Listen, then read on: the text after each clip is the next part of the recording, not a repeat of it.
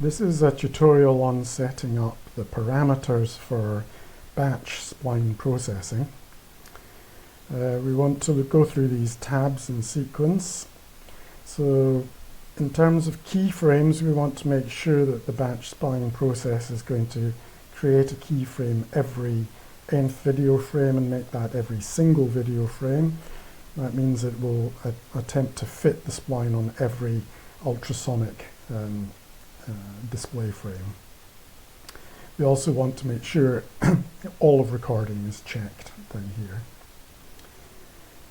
Next, in terms of the spline fitting function, the advanced options, we may need to adjust those.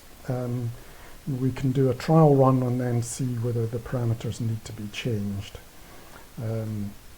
For instance, maybe we want to increase the smoothing order slightly, or the axis range. In terms of the fit itself, we want to select the track fitting process.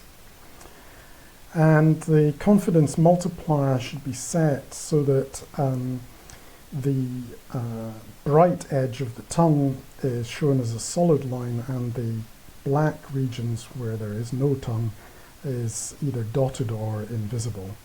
This is a trial and error process.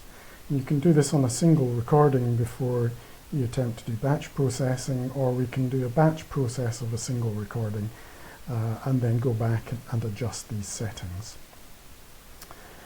Next, we want to check the hyoid and mandible ranges. So here we've got the angle in which we're going to look for the hyoid being from 0%, i.e. this left-hand side, up to 31%, around about here. We can maybe reduce that slightly.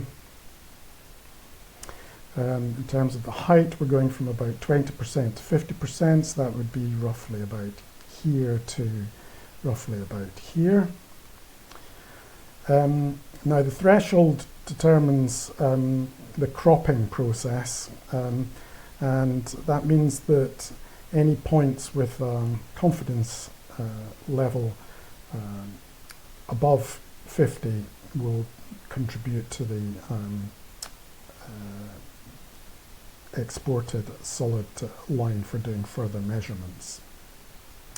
And the enhanced crop just means that once it takes the position of the hyoid or the mandible, it will crop an additional 5 degrees of the spline on the inside of that hyoid or mandible position.